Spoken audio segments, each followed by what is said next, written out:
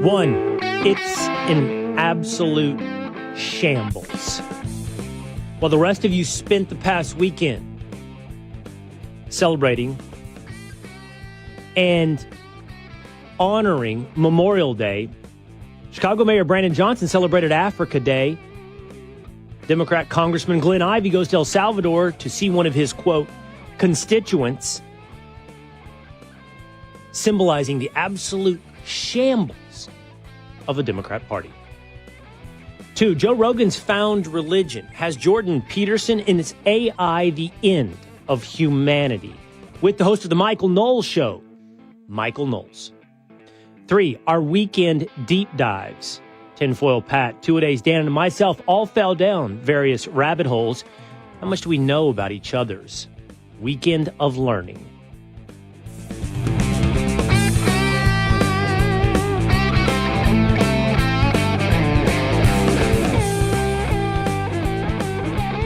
It is the Will Cain Show, streaming live at foxnews.com, on the Fox News YouTube channel and the Fox News Facebook page, as we do every Monday through Thursday at 12 o'clock Eastern Time. Set a reminder, drop into the comments section, become a member of the Willisha.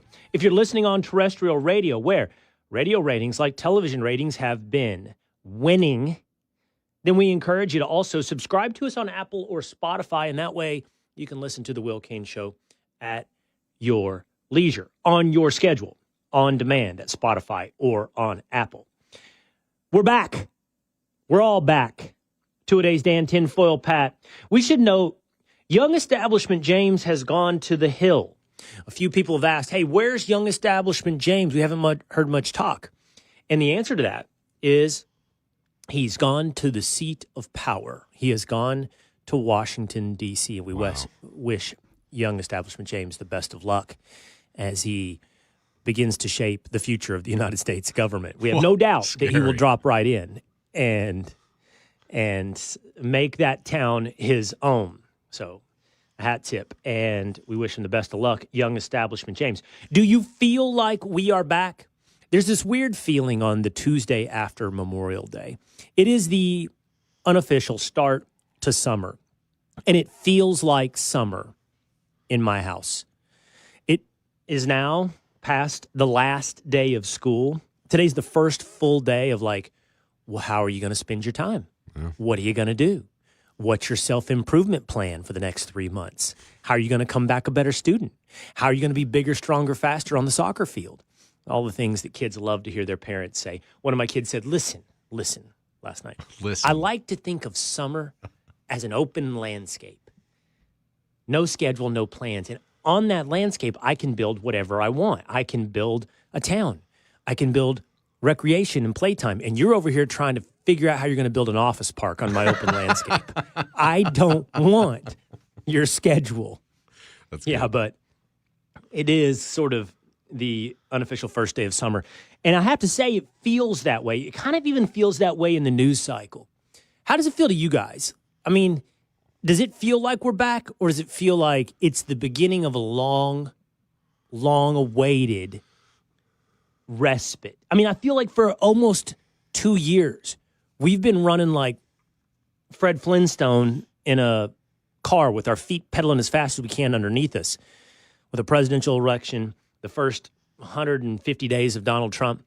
And it kind of feels like, for the first time, you get a little bit of relaxation. Is it summer? I feel like so much has happened since January that this is the first time I feel like I can rest in terms of the news cycle and in life. And it feels like summer. I smell like campfire, and I feel like it's summer. Yeah. I just think that if we wait till 4 o'clock Eastern time, President Trump will hit the ground running once again. Barney Rubble, Fred Flintstone feet, and our breath, our moment of extended weekend will quickly be over. But people didn't take a break. There was a lot going on over the weekend in terms of honorance, remembrance of those who've given everything for this country, and those that seem to can't just grasp where they fit in this story of America. Let's get to that with story number one. Over the weekend, Secretary of Defense Pete Hegseth was the Grand Marshal at the Coca-Cola 600. Felt like the entirety of the Fox enterprise was in Indianapolis for the Indy 500. There were Memorial Day celebrations and Memorial Day ceremonies all throughout our country. Comes at a bad time for Democrats to remind everyone exactly where their priorities lie.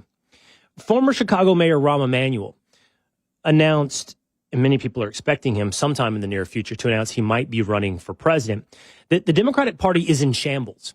It's weak and it's woke. And almost to prove his point over the weekend, several Democratic congressmen showed us where their minds and their hearts were over Memorial Day. Congressman Glenn Ivey, who has appeared on the Will Cain Show and had a debate, and he is a very adept debater as a former prosecutor, decided now was the time to go to El Salvador and take like the sixth, maybe a half a dozen trips by Democratic members of Congress to visit Kilmar Abrego Garcia, the alleged MS-13 gang member, wife beater, human smuggler, and most certainly an illegal immigrant living in the United States. Now, having been deported to a jail in El Salvador. But Glenn Ivey, the congressman, tried to go see Abrego Garcia. I'm the congressman that represents Kilmar. I came all the way down from the United States after we contacted their ambassador, after we'd made formal requests to our ambassador to the El Salvadoran government. And we came here to visit him today. And now they're telling us we got to go all the way back to El Salvador, to San Salvador to get a permit. That's ridiculous. We ought to have a chance to come in and visit. They knew we were coming. They knew why we were coming. And they know we have the right to do this. So they need to just cut the crap. Let us get in there and have a chance to see him and talk with him. We got his lawyer here. We got somebody from the unions here to talk with him. Let us in. Stop playing games. Let us have a chance to talk with him. Congressman Glenn Ivey seems to have some misconception of the extent of his power and the constituency with which he serves. The power of a United States congressman simply does not extend to El Salvador. It doesn't matter how many times you say ridiculous. He doesn't have the ability to barge in like Congresswoman LaMonica McIver at Delaney Hall in New Jersey, now facing charges of assault and obstruction of justice. He does not seem to have some sense of the limits of his jurisdiction as he goes to El Salvador and calls their permitting process ridiculous. But more importantly, he also called Kilmar Abrego Garcia his constituent. And I think symbolizes a real problem for the Democratic Party on what they represent. Do they represent Americans? Do they represent the United States of America? It seems a pretty simple test. You are elected by people who are citizens of this country to serve the interests of the people of this country. That's why we have such a problem when we see various elected members of the United States government taking money, lobbying efforts, or showing allegiance to any foreign country. And I say that with respect to any foreign country. I did not like it when Congressman Brian Mast, Republican, shows up on the floor of the House wearing an IDF uniform, Israeli Defense Forces. You are elected by Americans to serve the interests of Americans. I do not like it when members of both parties take vast amount of monies from the nation of Qatar. I do not like it, nor do I think it's appropriate when a congressman flies to El Salvador to serve one of his constituents who is an illegal immigrant, presumably not someone who would have been able to vote for him and who does not pay taxes, at least legally in this country outside of whatever is confiscated from his wages and earnings. This is not a path to victory for Democrats, and I think it is a path of corruption for a United States representative to be representing the interest of people who are not citizens of the United States. And again, while the rest of you remembered those who gave everything for this country over the weekend on Memorial Day, Mayor of Chicago, Democrat Brandon Johnson, took time to go to social media to celebrate another holiday. Hello, I am Mayor Brandon Johnson, and I am proud to join you in recognizing and celebrating Africa Day. The continent of Africa is made up of 1.2 billion people with diverse countries full of rich traditions, cultures, and heritage. The African diaspora can be found in cities and countries around the globe. And right here in Chicago, our proud African communities have made indelible contributions to the growth and fabric of our amazing city. So this Africa Day, let us take a moment to celebrate the achievements of the people of Africa, the progress made by African nations, and their traditions and culture. Africa Day? How about the Muzak elevator version, AI created African music playing in the background? Has anyone heard ever of Africa Day? Tinfoil Pat, 2 Days Dan. Have you ever heard of Africa Day before today? I have not heard of Africa Day before, and that is pretty interesting. That's the first time I've heard of that. I've heard of Memorial Day. Never heard of Africa Day, much less to be celebrated when everyone else is acknowledging Memorial Day. This is just proving Rahm Emanuel's point. The Democratic Party is an absolute shambles. At a minimum, your path to victory is maybe to step away, yes, from weak and woke, but maybe to serve, the culture, the interests, and the people of America. And that brings me to another thought from over the weekend. If you will indulge me, and Tinfoil Pat and 2 Days Dan, you're welcome to join in to this conversation. I want to take a moment to talk about, Memorial Day and how I spent my weekend. Cliches are cliches, but they also become cliches for a reason. I find myself spouting them sometimes, not even when I have a microphone in front of my face, and saying to myself, yeah, but it's true. Like, I've turned to, I don't know how many people who have a kid that's like 3 or 4 years old and said, hey, be careful, it goes fast. Sounding just like a grandma from when I was a kid, but it's true. And as the father of 2 boys who are 17 and 14, I can literally feel it going fast. Again, another cliche that is absolutely true is time is your most valuable resource. I even AI'd in Google, hey, what are the most famous quotes on time? Because that's where I find myself today, after this past weekend, after Memorial Day, thinking about time. And maybe this is the best, and everyone has a quote on time, from Elon Musk to Benjamin Franklin. Jim Rohn, who is a pioneer in personal development, said, time is our most valuable asset, yet we tend to waste it, kill it, and spend it rather than invest it. Going into Memorial Day weekend, I didn't want to have any big plans. I didn't have plans to visit a lake house. I didn't have plans to go out of town. In the past, when I've had different jobs, the family and I have taken the opportunity to take a week and explore. A week, literally 5 days. We've explored Italy. We've explored Spain. We've explored Puerto Rico. Well, with the new show and the current job, there's not a lot of time to take 5 days away. So we had Memorial Day weekend, and we thought, well, let's just kind of spend time, the 4 of us together, and explore. And this year we went to San Antonio, the exotic and distant locale of San Antonio. Well, before we left on Friday night, I took my 14-year-old son to Game 3 of Stars Oilers, and it was a bummer. It was a bummer. Stars lost. Stars lost Game 4 as well. We'll wave our towels for a few more games, see if they can pull this thing out before we head off. Congratulations. Into the offseason. Thank you. And we're thinking of you as well, pulling for the New York Knicks. I think all of the conference finals in the NBA and the NHL seem to be headed for non-competitive gentlemen's sweeps. But that being said, it was an awesome time to spend time with my 14-year-old. He's been into hockey lately. He's starting to figure out how exciting playoff hockey is. And it was great to spend time. And that's what this weekend was about. It takes 4 hours to drive from Dallas to San Antonio. And that part was probably some of the best. Just the time in the car, talking, having conversations, doing 2 shows a day. Not unlike your life, I'm sure. It just starts to go fast. And when it's not going fast, it's going completely wastefully. It's scrolling. It's sending each other videos, and not enough time to just talk. But 4 hours in a car, it's great. You never know where you're going to go in the conversation. We checked into a hotel that made me realize how old I was. I mean, it's like one of these like resorts, but feels like a Disney cruise set on land, water slides, a lazy river. And most people there, families with like kids who are 5, 6, 4 years old. I'm sitting here with 2 teenagers.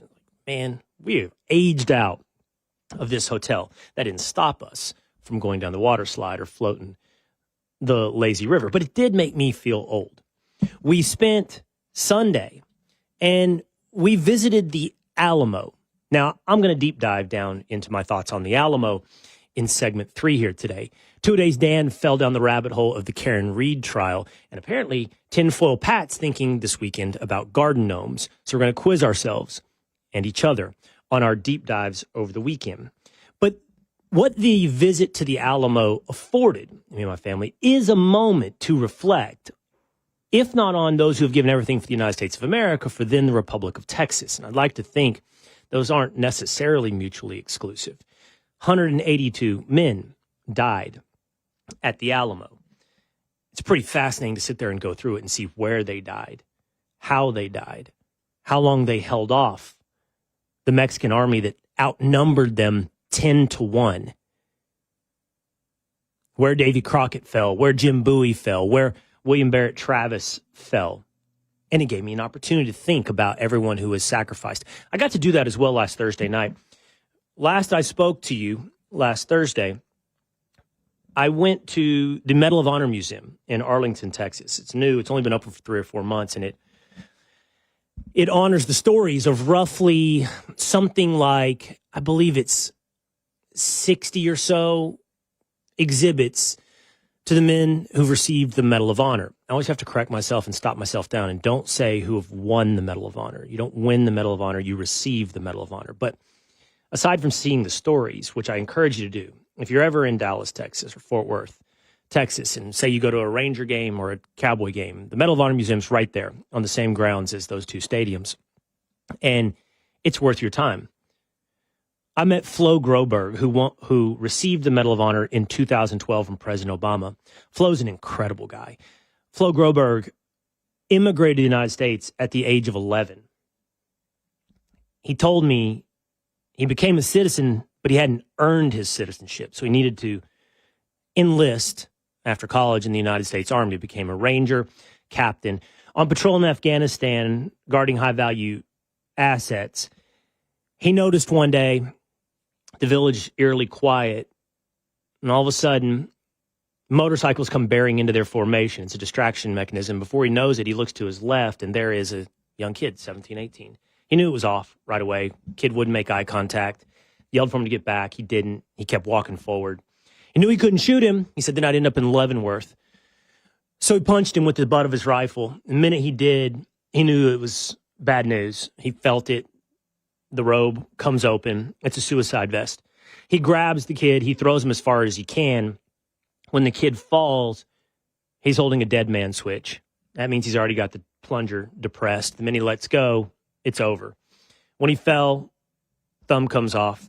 Suicide vest explodes. Takes away part of Groberg's life. Takes away part of Groberg's leg. Takes away the life of 4 U.S. Army personnel. For his actions that day in saving 24 others, Groberg received the Medal of Honor. But the conversation with him is fascinating because the Medal of Honor is not something these men that I've learned wear with a great amount of pride. It's actually soaked in shame. Because anytime something happens where you receive the Medal of Honor, it's always a bad day. It's a bad day that you did something heroic, but it rarely accompanies total escape from loss. So he thinks about that day and the 4 men that he didn't save. And that's the Medal of Honor. That's Memorial Day. To remember those who no longer have this time. The time I got to spend with my family. The time I hope you got to spend with your family. On Sunday morning, my boys and I watched the last game of Kevin De Bruyne playing for Manchester City. He's my favorite athlete. Really, honestly, probably outpaces Dak Prescott, Troy Aikman, maybe even Dirk Nowitzki. I've loved watching Kevin De Bruyne. He's a genius. He's an absolute genius on the soccer field. He lives like a time traveler 4 seconds ahead of everybody else. He sees something before it happens. But really, honestly, the reason that I love De Bruyne has less to do with how great he is. He'll keep playing, probably in Italy, maybe in the U.S. It's a passing of the time my boys and I had spent together watching him. They both wear number 17. They both have idolized him the way I have. And watching him play his last game for Manchester City was like watching the end of the time I get with these guys. And I feel it coming to an end. Like I have a 17-year-old, right? The clock is ticking towards midnight and it doesn't end. And I hear all these people go, oh, it gets better when they go to college. It's even more fun. Yeah. But I know that I watched my boys in Waco, Texas at the Chip and Joanna area juggle a soccer ball. I think about the time when they were 8 and 9 doing that on a beach in Spain or playing soccer volleyball with some kids in Italy. Good one, Charlie, not capable of speaking English, but they all could do something with a soccer ball. And I just keep thinking about time. That's all I keep thinking about. I know it's cliched, what a valuable asset it is. And I think about my time slipping through my fingers.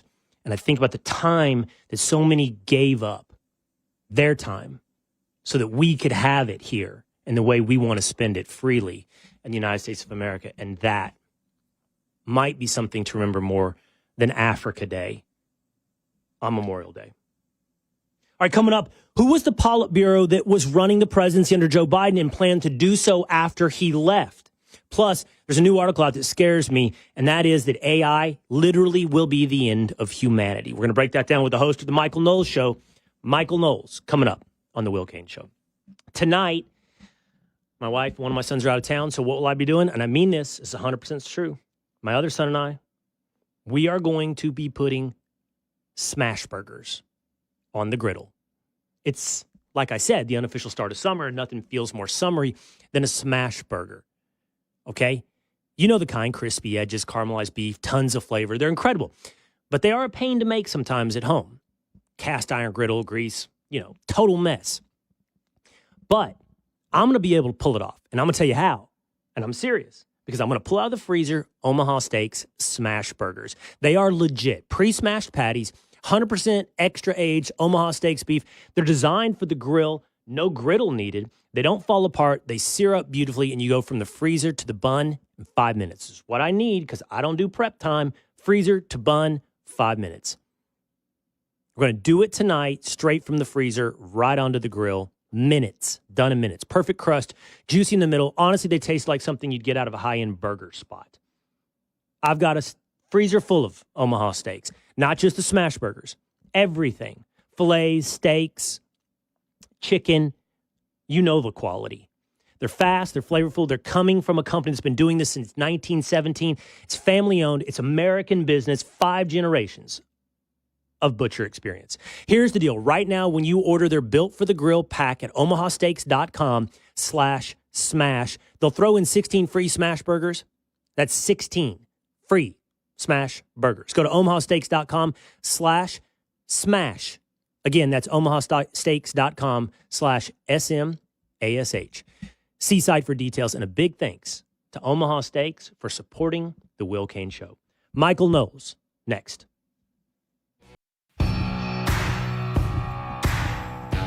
Joe Rogan seems to be finding a religion just in time for AI to end humanity. It is the Will Cain Show, streaming live at foxnews.com, on the Fox News YouTube channel, on the Fox News Facebook page.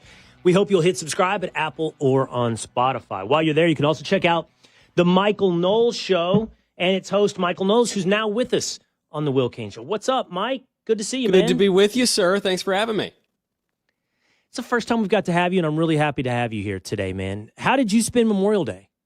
So I just stayed at home. I did nothing, which was a beautiful way to do it. But the week prior, I did what you did. I went on the big trip with the family, and I had to convince my wife on this because we've traveled. We got family in New York and Florida, so we've taken the kids on the airplane. That's its own thing. But I said, girl, we got to do a road trip. We haven't done a proper road trip. We've now invested for our 3 boys in the minivan. We're living that full-on American suburban life. We got to go drive 7-8 hours down to the beach. My wife had never done road trips as a kid. Me, I would do 14 hours, 21 hours. And so I said, you don't understand.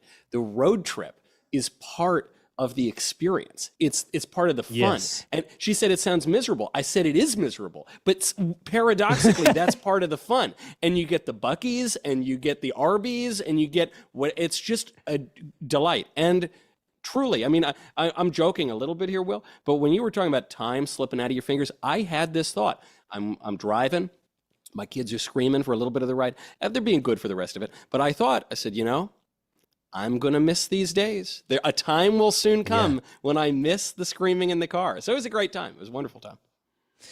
You know, when COVID hit, Mike, I was switching jobs. At that point, I switched from ESPN to Fox, and I had a gap between the two companies, and took a month. And my wife and two boys and I, we did that road trip. And by the way, I think we did it in a Toyota Highlander. We didn't have a minivan. We didn't have an SUV or a real SUV. We had a crossover, you know, an SUV on estrogen.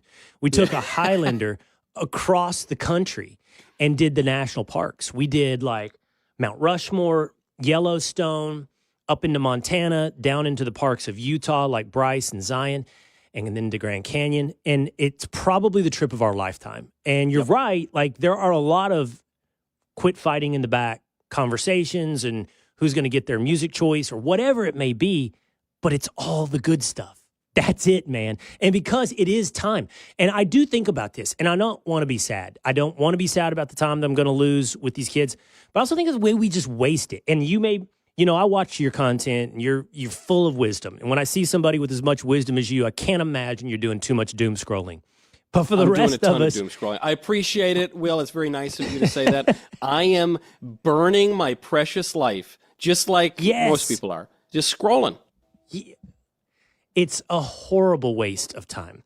On that note, hey, what do you think? You're always, like I said, and I don't say it gratuitously, you're full of wisdom and on a lot of subjects, but one of the places where I really feel like you stand out is when you talk about religion. And I wonder what you think about, Michael, these stories coming out about Joe Rogan finding religion. In fact, a guy who was a recent guest on his show, Wesley Huff, he had this to say about Rogan apparently showing up at church.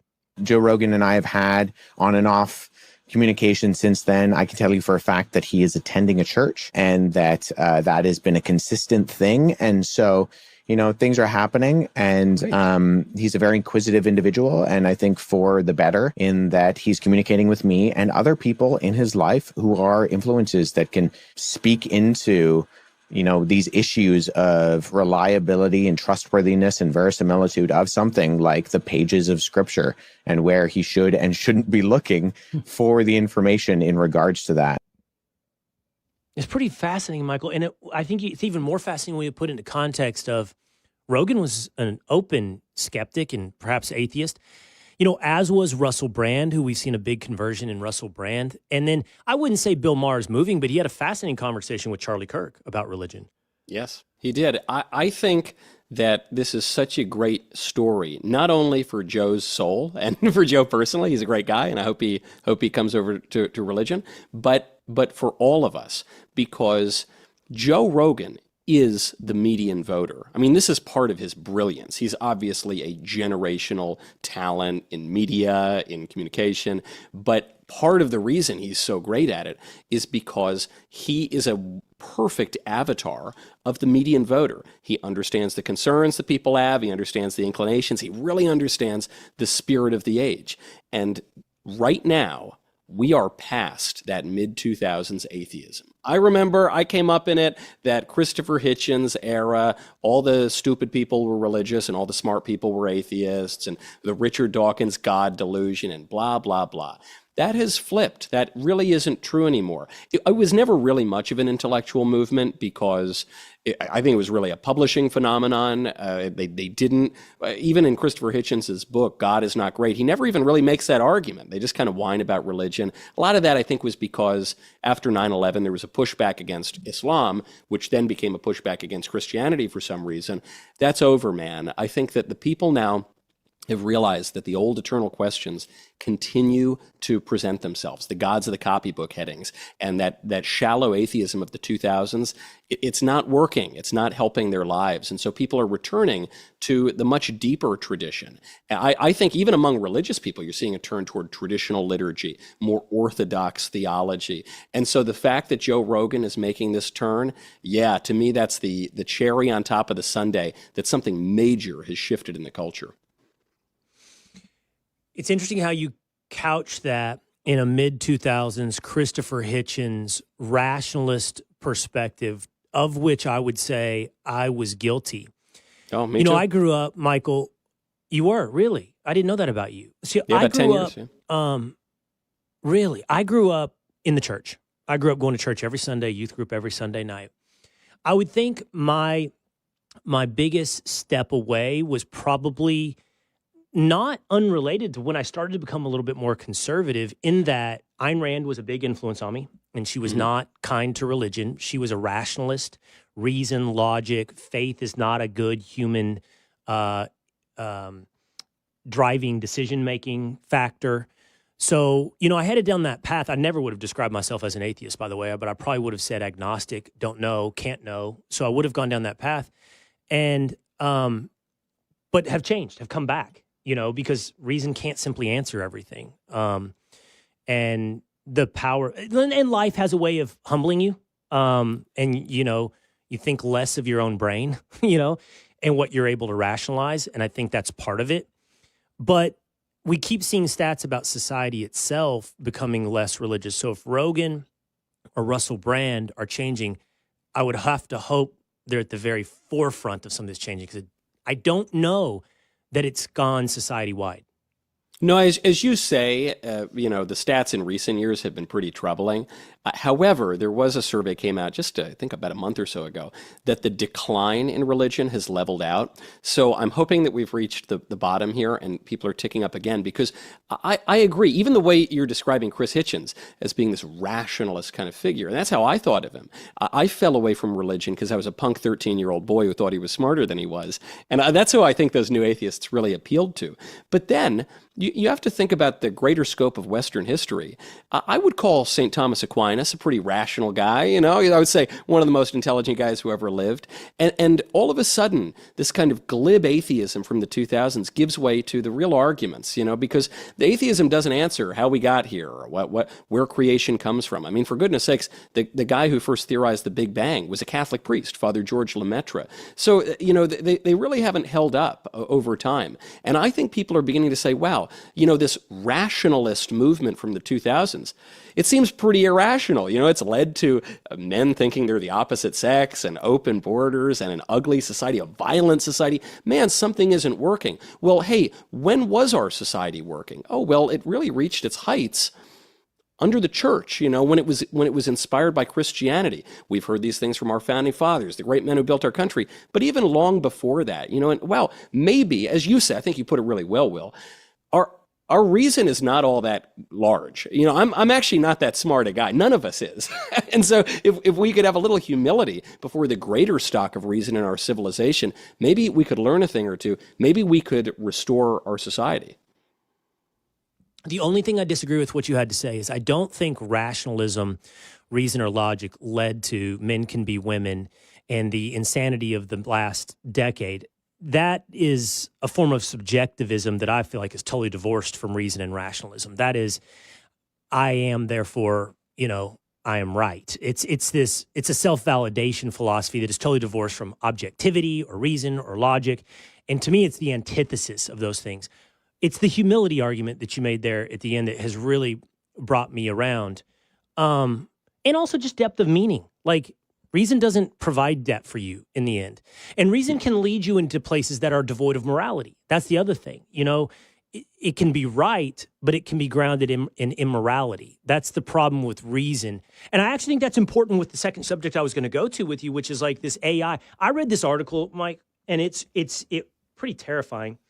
It's on Zero Hedge, and it's by a guy whose name is escaping right now, but it basically makes the prediction that AI is the end of humanity. That it's incapable of being harnessed or controlled, that the speed with which it will evolve and its intelligence will make us all pale in comparison, slow and stupid, and we'll become extraneous figures.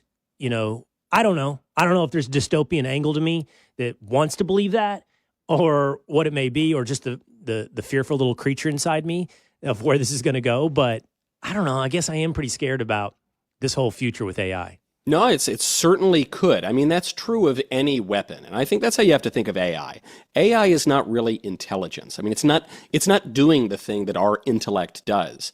But it's a tool, like a bomb or like a computer or like a hoe in a farm or something. It's a tool, and so these tools and these weapons can be used to destroy us. And actually, I think AI shows a great point on what we're talking about here with reason and how when you exalt reason, sometimes it becomes really irrational, paradoxically. And how does that work? Well, we all know that with AI, because you plug in a question to AI, and AI has this perfectly laid out sort of logical algorithm, but it'll spit you out false information a lot of the time, because reason that is untethered to reality and to truth is going to go off into all sorts of crazy directions. And so that certainly could happen with AI. I mean, we know that people have tinkered with AI, and the fear, this prediction from the technologist, is that no, it's not just that it could be misused, it's that inevitably AI is going to kill all of us, because it's going to amass a superintelligence that can then send DNA strands into laboratories to create proteins, to create super creatures that are going to kill us all. And I suppose that could happen. The one area where the technologist is putting a little too much faith, I think, is in the efficacy of the technology. It's growing rapidly. It's extremely impressive. But we're not just passive creatures here to fate. We do still exert control over this. The fact that now technologists are changing the algorithms in AI to make them less, racist or something, to kind of tweak them to make them more socially acceptable. Sure, that's actually the sort of thing that we do with technology all the time. So it's very unconservative of me to not be waiting for the world to end 90 seconds from now. But I think we have a little bit of time if we can exercise our prudence. That's an interesting word. Prudence. If there is a salvation, if there is a source of hope, and it's not, like you said, it's not untethered to the conversation we're having about religion, is the older I get, the more I begin to understand the difference between knowledge, information, intellect, and wisdom. And wisdom is a whole different creature than those things. And that's not yet what we think. I don't yet see, because wisdom is grounded in judgment and context and morality and all of these other things that are passed down over generations, not in one simple lifespan of education. And I would like to think that's ultimately humanity's trump card versus AI. Yes. I mean, fear of the Lord is the beginning of wisdom, we hear. And so what is that? That's humility. That's awe. That's wonder. Chesterton has this great line. He has many great lines, but one of them is that the world will not perish for want of wonders, but for want of wonder. That, you can still kind of look up and be amazed at this whole creation. Much of the push for AI, a push toward the singularity, a push toward, as Yuval Harari, the left-wing writer, calls for, a homo deus, man to basically abolish homo sapiens and turn ourselves into gods, plug into the matrix. What could go wrong? A lot of that push, I think, comes from the same impulses that we've had going back to the beginning of liberalism, really going back, I think, to the Garden of Eden, which is for a self-deification, to ye shall be as gods. I think that's what it ultimately comes down to. And happily, there's been a lot of suffering in the meantime, but happily, that hasn't worked yet. And so I suspect we will not succeed at it this time either. Okay, I have to ask you this because it's on this topic to some extent, and it's a source of curiosity today for a lot of us. I know he's your colleague, and I don't have a pointed question to ask you, but Jordan Peterson just did this Jubilee debate with like 20 college kids. It's billed as one Christian, 20 atheists. The videos are going around, and I'll admittedly, like probably 99% of people who are listening or watching, if it's come across the radar, have not seen the whole thing, because who does anymore? No one has. You see clips. Right. But he does seem to be put in an awkward position where either they sold it to him as, branded and billed wrong, one Christian versus 20 atheists, or and I've had Jordan on the show, and we've talked about this. He's somewhat reluctant to define himself as a Christian, and he gets into it with these kids. I thought that's what we were here for. We're 20 atheists. You're supposed to be one Christian. I wondered how it was sold to him, because he clearly was not informed of the premise. And anyone who is friends with Jordan would have corrected Jubilee and said, well, the guy doesn't really call himself a Christian. I remember many years ago at this point, first time I ever interviewed Jordan, I said, well, do you believe in God? And of course he said the classic Jordan answer, well, it depends on what you mean by believe and what you mean by God. And, Jordan is, and he's an intellectual, he's an academic and a scholar, and a psychologist, crucially. He's not a theologian. He's not a philosopher. And so he's interested in this particular aspect of human nature and of human life. And I think this is also why the format doesn't totally work for Jordan. Is he's not a guy who wants to go out and own the libs with facts and logic. That's not really his thing. I mean, this is an academic who wants to explore the meaning of questions, who's very taken with Carl Jung's approach of archetypes and meaning, and he's written multiple books on the subject. And so people are knocking him because he refused to say that he was a Christian on the show. I hope he becomes a Christian and converts and goes to Latin Mass every week. That sounds wonderful to me. But I think it's kind of unfair to knock Jordan for it. To my knowledge, he's never called himself a Christian. Have you done one of these? I can't remember if I've seen you on one. Have you done a Jubilee? I did. I just did one not that long ago, and it was versus over 20 LGBT LMNOP activists, and it was a great deal of fun. But you have to remember, Will, I'm not a Jungian psychologist from Harvard. Okay, I kind of like the polemicist back and forth a little bit more. So we had a great time on the LGBT LMNOP issues. And I'll tell you, I think it's another one. I mean, I encourage people to go watch it over at Jubilee.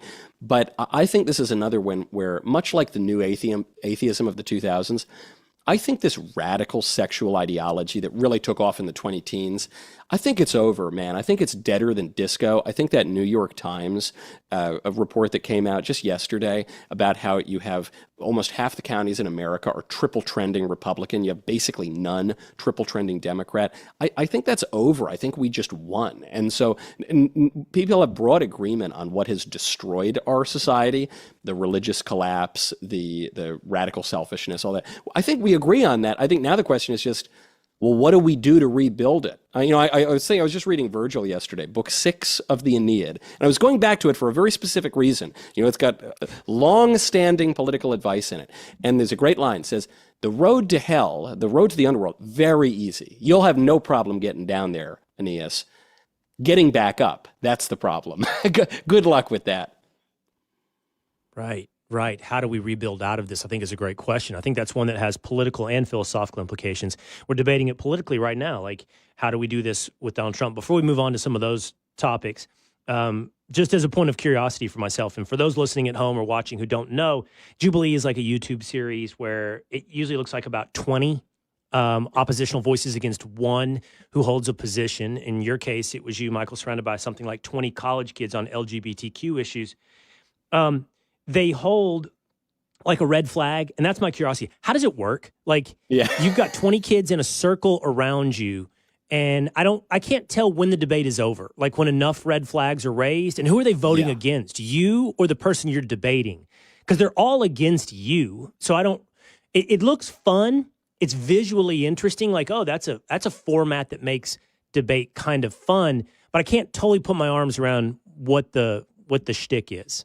I love the format. You've described it well. You're sitting there in the hot seat. You're debating a couple dozen people who disagree with you. And when the person, your interlocutor, starts to flail in his or her arguments, then they start putting these red flags up. When a majority have the red flags, they boot the guy out. What's really funny about it, though, I told the producers of Jubilee, I said, I wish I had thought of this. This is a great format. It really works because it shows you the dynamics of even how people understand debates. The funniest thing on that show, I'm debating this kid who was wrong, but he was making better arguments than everyone else there. I mean, he was at least making kind of intellectual arguments. He got voted out in 2 seconds. They didn't want to hear that. They want to hear the 30-year-old guy who thinks he's a woman just sort of berate the conservative. And that's what even the LGBT advocates in the room thought would make great TV. So it does. It makes great TV.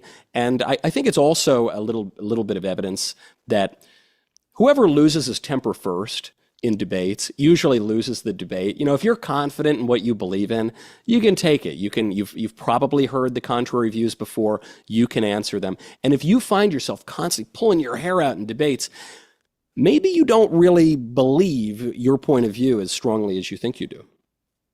Right.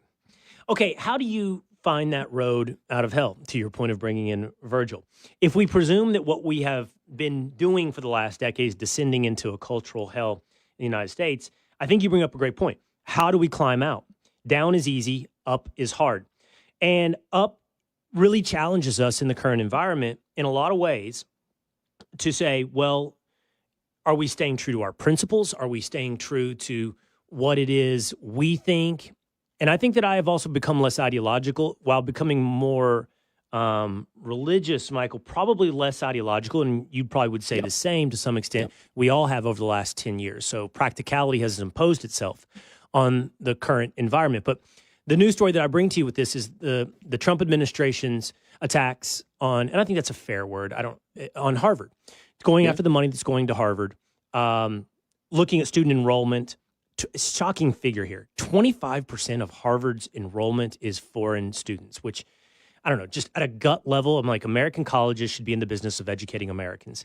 But the Trump administration doesn't like a lot about what Harvard teaches, what they have cultivated on campus. They want information on foreign-born students, and they want to cut off a lot of the money now going to Harvard. I've had conservative friends say they don't like this, Michael. What do you think about this in the Trump administration, Harvard? I've been waiting for Harvard to collapse for the majority of my life at this point. This is talk about going straight to hell. I mean, I think when you get all the way down through the underworld, you land at Harvard Yard. So I love what Trump is doing here. Politically, it's brilliant because it's forcing Democrats who are already perceived as out of touch to defend Harvard. They've got a $50 billion endowment, super elitist, very anti-American, anti-Semitic, anti-Western civilization, all these sorts of things. So I think politically, it's really smart. Endowment and still got $4 billion in government money over the last decade. That's right. That's right. And so when you bring up the foreign percentage of the classes, the argument that Harvard would make is, well, it's good that we're bringing these foreigners here because we're going to inculcate all of these American values and we're going to send them out and they're going to go run all these countries around the world. And I understand that in principle. The problem is Harvard doesn't inculcate American values. Harvard inculcates anti-American values and all kinds of radicalism, and we don't want it, and most people don't want to have to subsidize that. So Harvard's not the place you're going to get it. People forget these days. Harvard is the first American college, and it started out as a seminary. Yale started out as a seminary. All the early colleges did, and they remain seminaries in a way. They're seminaries of leftism or liberalism or progressivism or whatever you want to call it. But the reason they start out as seminaries, the reason that universities in the West start out of the Catholic Church, is because any institution that claims universal knowledge needs to talk about the ultimate questions. Cardinal Manning had a good line. He said, all human conflict ultimately is theological. You can't argue about parking tickets without talking about morality. You can't argue about morality without talking about human nature and ontology and epistemology, and eventually you're going to get to theology. So when you say, what's the way out of hell? There is no way out without getting to the ultimate questions, which are religious. Because we can say, well, we need to defend our liberty. Okay, well, what do we mean by liberty? Do we mean liberty the way the left does, like you go shoot heroin? Do we mean liberty like Christians do, or like classical thinkers do, which is the right to do what you ought to do? And we can say, well, we got to defend the Constitution. All right, where's the Constitution come from? As far as I can tell, the Constitution looks like it's a facsimile of what St. Thomas Aquinas said government should look like. Why did he think that? You just can't avoid it. And so we have avoided it. We've had our heads in the sand because of the fashionable atheism of the 2000s that we were talking about earlier, but that's not going to work. The same great conversation that our founding fathers were engaged in, that the great statesmen throughout history have been engaged in, that's going on right now. And you will not fix mass migration, the weird sex stuff, the collapse of the family, the actual dying of our civilization because of low birth rates, the geopolitical threats. You will not fix any of it if you can't come down to a basic moral, ethical, and ultimately religious kind of understanding. It's just not going to work. So I was at the Stars-Oilers game on Friday night, Michael, and it was in Dallas, and the Oilers are from Edmonton, and I think every hockey game plays the Canadian national anthem, even if there's not a Canadian team playing. But obviously with the Oilers there this night, I listened to O Canada before I listened to the American national anthem.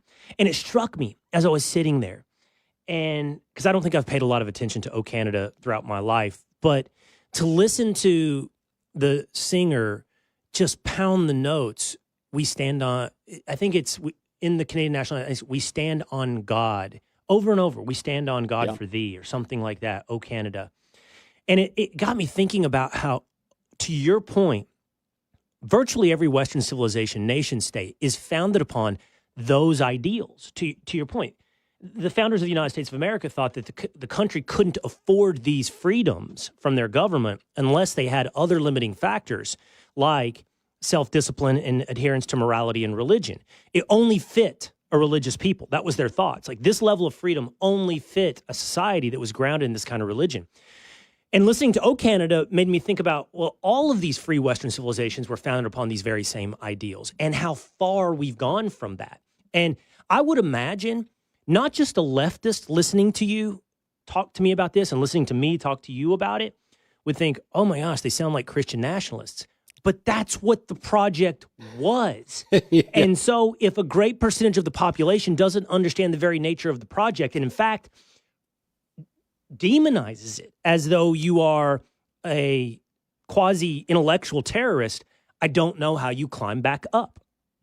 You know, if that hypothetical leftist doesn't like Christian nationalism, just wait till he finds out about unchristian nationalism, because I promise you that one is a lot worse. It's a great point on O Canada, but also our own national anthem. In one of the later verses that we usually don't sing, we say, "Conquer we must when our cause it is just, and this be our motto, in God is our trust." God is in the American political order, going back to the very beginning. Obviously, the Pilgrims on the Mayflower, obviously Governor Winthrop calling this country a model of Christian charity, but all the way up through the colonial and state charters in Rhode Island and New York, which told people, they said, you cannot abuse your liberty to licentiousness. You're going to lose the whole project. The founding fathers, as you say, the famous John Adams quote. Another famous John Adams quote, he said, Christian principles, Christian morality are the principles on which independence was won. John Jay saying, thank God we were founded with a common religion, all the way up through Ike Eisenhower and all the way up through the ages. I guess the question you have to ask yourself, if you're in 2025 and, I don't know, you're not that religious or you're exploring or whatever, is say, what is more likely? That all of these great men who built this great country before me and great civilization, that they were all just totally wrong, deluded nincompoops who believed in a fairy tale in the sky, or that maybe I'm not quite understanding something here, and that maybe my individual stock of reason is there's something a little limited about it. Yeah, that's a great point. All right, lastly, on current events and politics, the story continues to drib and drab out day by day over how bad Joe Biden was during his administration, but it's less about Joe Biden to me. First, Jake Tapper has said something that now sounds like it would have been dismissed as conspiracy on Fox News for the last 5 years, and that is something that I repeated last week. This is one of the biggest scandals of the last half century. That seems to be affirmed now by Jake Tapper. Watch.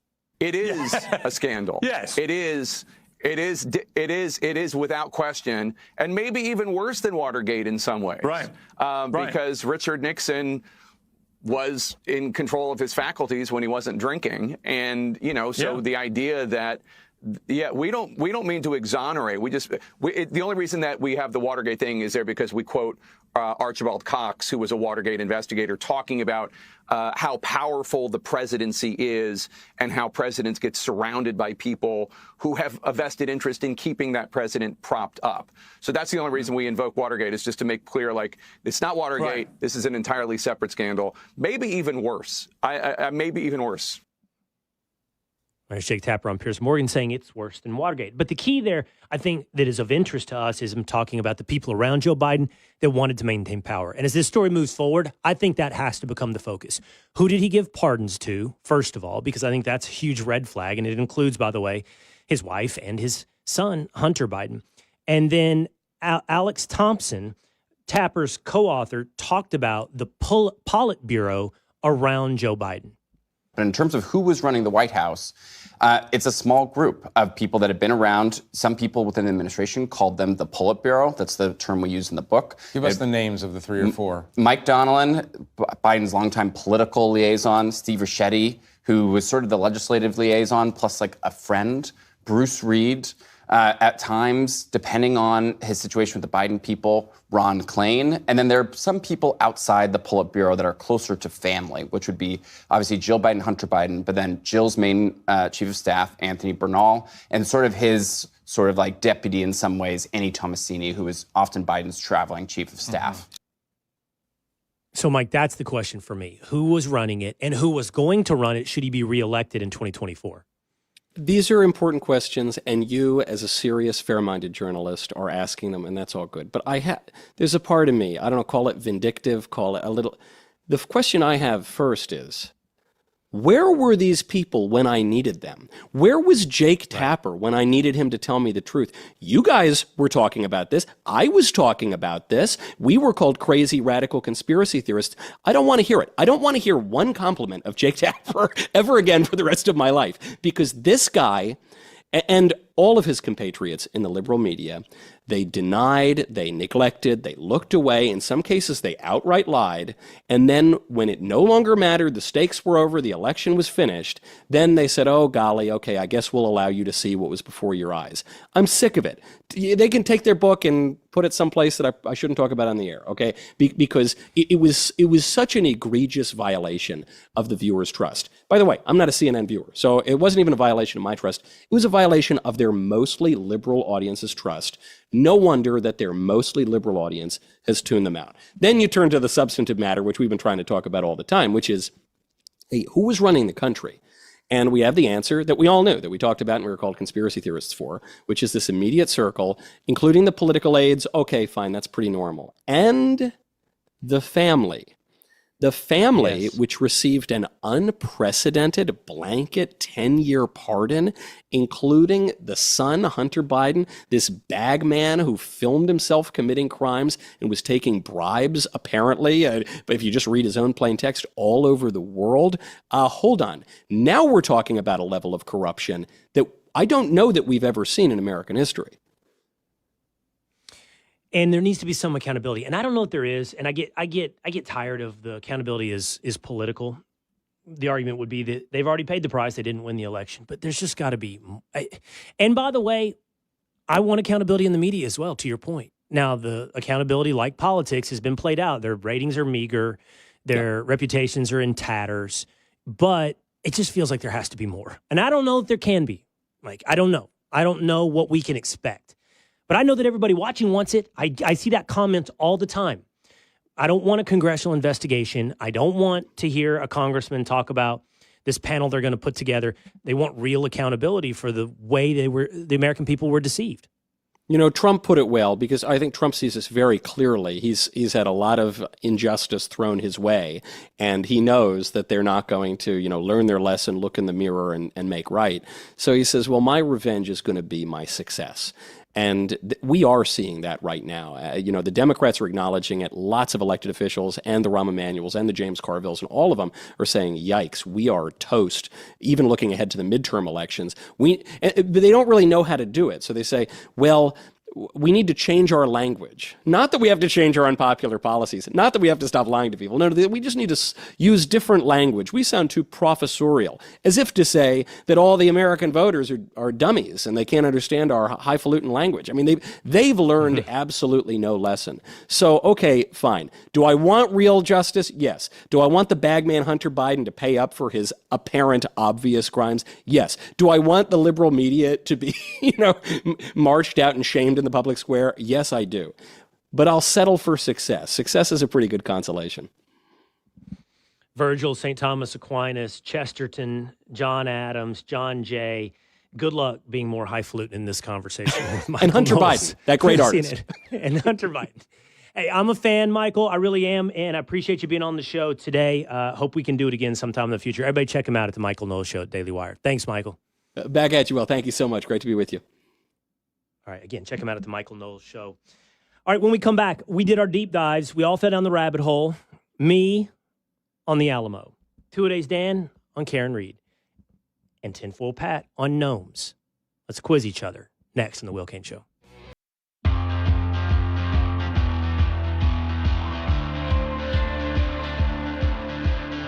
I stand corrected on the Canadian national anthem, but will I be right in our deep dive quiz from Memorial Day weekend? It is the Will Cain Show, streaming live at foxnews.com, on the Fox News YouTube channel and Fox News Facebook page.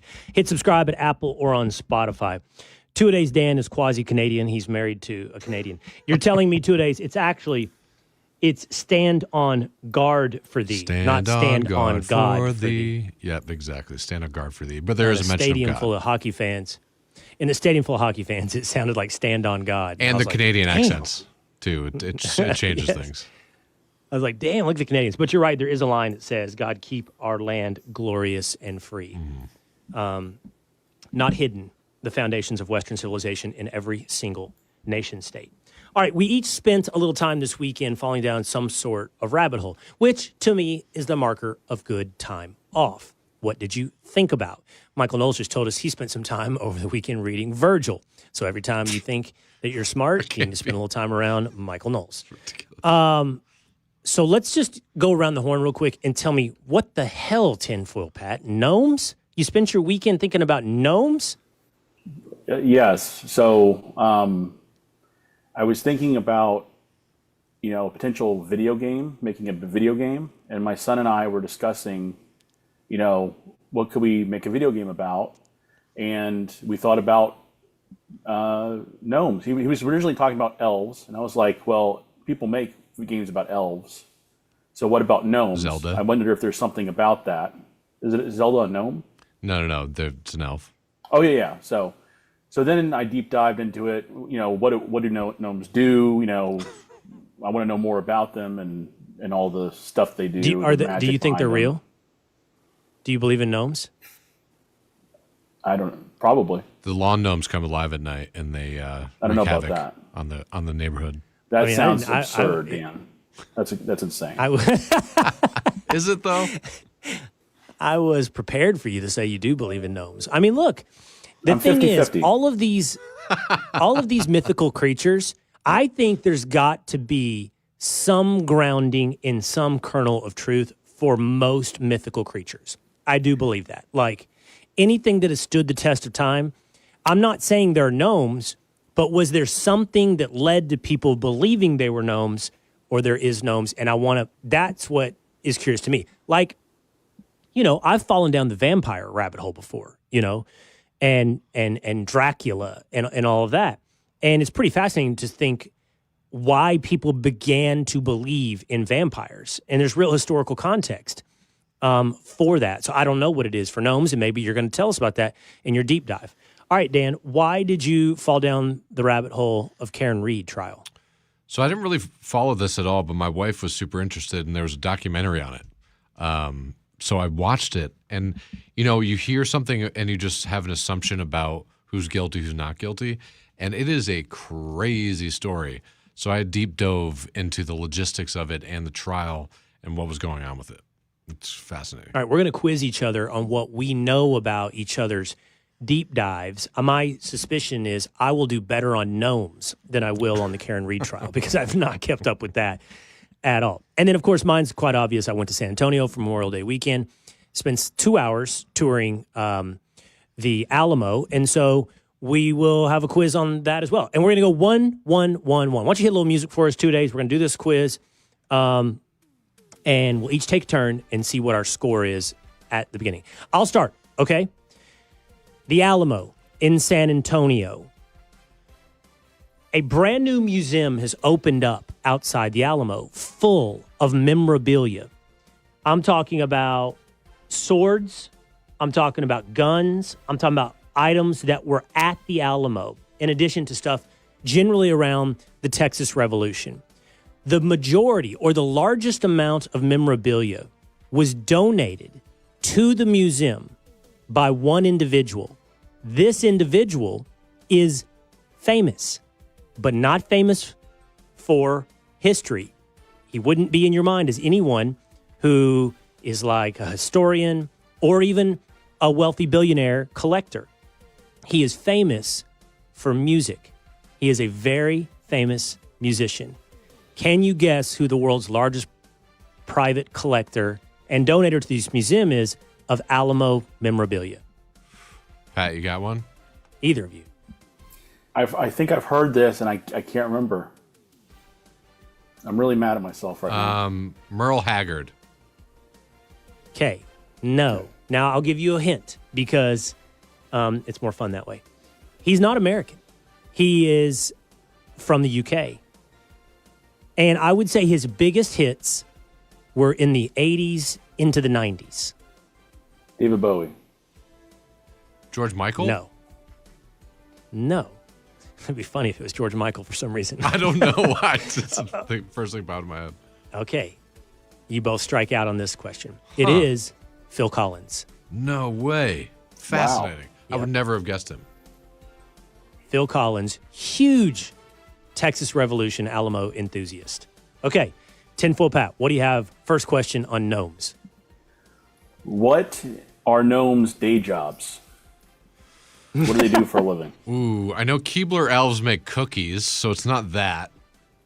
In a tree. Now, trolls guard bridges. They live under bridges. That's a troll, not a gnome. Elves make cookies. A gnome. Is it tied to the garden gnome? Do they protect? I'm going to go they... Sorry. Go ahead. I'm going to say they tend to like trees and plants. I'm going to say they protect homes for people. Homes. Will's gnomes. right. Dang. Will's right. They're guardians of the forest. I am? They tend to the forest, yes. 100%. Wow. Nailed it. God, Dang. that's Pretty good. Nailed weirdest it. All right. knowledge. 1-0. All right, Dan, what do you have for us on Karen Reed trial? It's a little more serious than gnome, sorry. But who is John O'Keefe and what is Karen Reed accused of in connection with his death? Who's John O'Keefe and what is Karen Reed accused of in connection with his death? Are you read in on this trial, Patrick? I have never heard of Karen Reed. What? We work in the news. I don't know. I think John O'Keefe is the police officer who is accused of killing Karen Reed's husband? No. Oh. No, John O'Keefe was a police officer, but he was the boyfriend of Karen Reed. I was close. There was something there. I was in the range. But Karen Reed's accused of killing him. Oh. By hitting him with his She's accused car. of killing John O'Keefe? Vehicular manslaughter, second-degree murder, but is very highly Okay. contested. Round 2. Who was the president of Mexico who led his own federal troops, marched them 1,000 miles into Texas, won the Battle of the Alamo, but ultimately lost at the Battle of San Jacinto to Sam Houston and lost Texas to its republic? I want to say Santa Anna, right? Dan? I know they say remember the Alamo, but I remember nothing about the Alamo, so I don't even have an answer. Okay. Correct, Patrick. Wow. Generalissimo. What is it? Antonio Lopez de Santa Anna. Pretty sure. Santa Anna is the villain of the Alamo. All right, tinfoil. All right. Are there any bad gnomes? Like Happy you fell down the gnome. I'm so happy gnomes is part of this. Are there any bad gnomes? Yes, there are bad gnomes. I'm going to say there are evil gnomes. I'll go a little further. Wow. No. There are not really bad gnomes or What? evil gnomes. There are mischievous gnomes. That's but bad. no, not evil and bad. No, mischievous is much different than evil. Yes. Definitely different than evil, but is mischievous different than bad? Bad Yeah. dog. Yeah, Bad mischievous gnome. is just like Bad gnome. I guess it's semantics. So maybe, gnomes. Gnomes are good. Huh. Okay. All Good right. to know. Did not know that.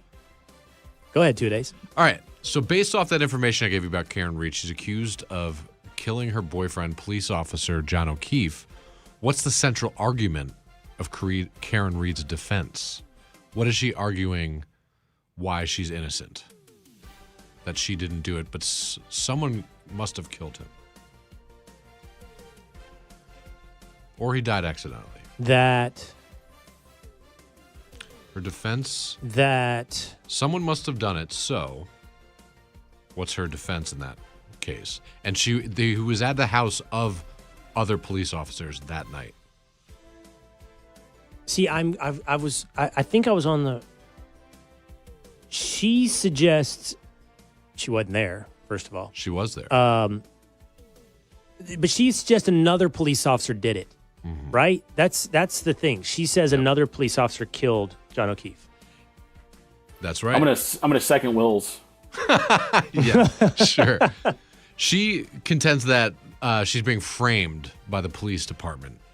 So they're covering it up and framing her. That someone at that house that night at the party did something to him and she did not. And they're blaming it on her. Huh. All right. Do I get that point? You do. All right. 2. And since he coasted on my wake there, he gets it 2, I guess. Yeah. 2 points each for me and him. 0 for you, Dan. Yep. Okay. This Alamo thing is stumping you guys. So I'm going to go, well, Patrick got Santa Ana. How easy should I make this? Okay. There is the 3 most famous figures from the Alamo include the leader of the Texan forces, William Barrett Travis. I wouldn't expect you to get his name. He famously drew a line in the sand and said, cross over this line, and basically you will defend the Alamo to your death or leave. Don't cross and leave the Alamo. They all knew they were going to die. Davy Crockett in his Tennessee Volunteers. I figure you probably would know Davy Crockett's name. But who would be the third of the 3 most famous men at the Alamo? Travis, Crockett, and this man. Who? You want a hint? Do you need the hint? I don't want a hint. I don't want a hint because I know the hint. I can give the hint. I need it. Help me out. Okay. He made a famous type of knife. Yes, correct, Patrick. You're going to get it. Bayonet. William Bayonet. No. I was going to say Patrick Bayonet. No. I know. I don't know. Sam Bowie. Go ahead, Patrick. Sam What? Bowie. Sam Bowie? No. What's a Bowie knife? The Bowie knife, right? It's a Bowie knife, but I'm afraid you're caught somewhere between Daniel Boone and Jim Bowie. Jim Bowie. Jim Bowie. Wait, what am I thinking of? Sam Bowie. You said Dan Bowie. I think a lot of people mix Sam up Bowie. Daniel Boone. Oh, you said Sam? Yeah. Samuel Still Colt? wrong. Still wrong. I don't know. Invented the gun that tamed the West, Samuel Colt. I must I'm going to give you have credit, jumped. though. No. I'll give you credit. The last for name. That's half. getting the that's last half name. Credit. It's half credit. Okay, If fine. any- You're if at 2.5. anything, That's not right. You're at 2.5. Wait, by the way, a half doesn't matter. I guess if I get this last one, then I win. Except you can get it too. So you really put that half point you docked yourself is really hurting you here. So I'm joking. It was like a nothing sacrifice. You'd give away that half point. I'll give it away 0. all right. I'll give all the points away. That was BS. I can't believe I did that. That's ridiculous. All right, gnomes. Final round. All right. We know gnomes are the guardians of the forest. Now, where do they live? Like, what kind of dwellings do they live in mostly? What is the most common dwelling gnomes live in? In trees. Is my answer. Like a Keebler elf? Yeah, like in the cutout of a tree. Maybe that's where Do they live in nests? Do they live... Nests. Oh, gnomes live under the... I think gnomes live under the ground. Instead of in the trees, I think they live under the ground. Well, they do have some homes in like little garden nooks, but the most common are tree root homes. So technically in the trees, but in the roots below. So that's under the ground. I guess technically, what? Yeah. Yeah, but I how don't do they know. get into him? Do they get There's into a the little door from the in the base of the tree. tree? Yeah, see, Yeah. that's in the tree. I win. That's my point. But in the root system would be in the ground. Nope. That's I think point. I get a both of you on half that point. one. I think both of you get it. Go ahead. A half yourself on the point? back. Okay, so... Okay, 2.5 for me, 2.5 for Patrick, a half point for Dan. Thank you so much. I'm so smart. And Karen Reed is going to be the tiebreaker. All right, this is not fair because Will's a lawyer, but what was the outcome of Karen Reed's first trial and what's happening now? Wait, she already was on trial before? Mm-hmm. I don't even. This is crazy. We should probably cover this. Fox does. We don't. Oh. Okay, what's your answer, Patrick? I'm guessing she killed somebody else with a car. No, Or What was the outcome of her first the trial? outcome? Not guilty, because she's walking around killing people with cars, apparently, allegedly. Shelley, Okay, I think he's misunderstood. Don't correct him. He's wrong. It's the same trial, second go around. So that means Oh, really? Not That's double jeopardy. not. No. That's right. That's why you're wrong. It's not guilty or non-guilty. Not guilty. It's got to be hung jury or mistrial, and I'm gonna go mistrial. It was a mistrial due to a hung jury. So she's being retried right now as we speak.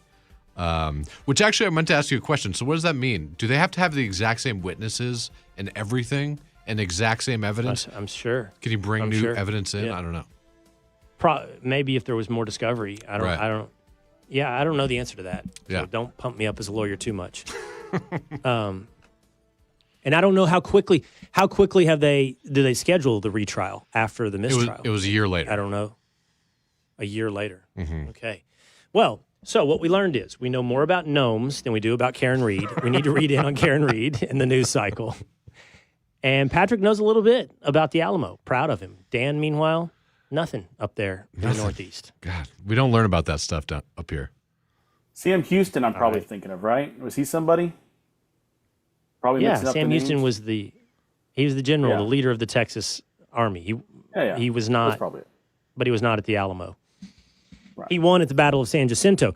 What was it, 30 days later, I'd say, something like that, to win Texas independence. All right, that's going to do it for us today here on The Will Cain Show. We'll be back again tomorrow, same time, same place. We'll see you again next time.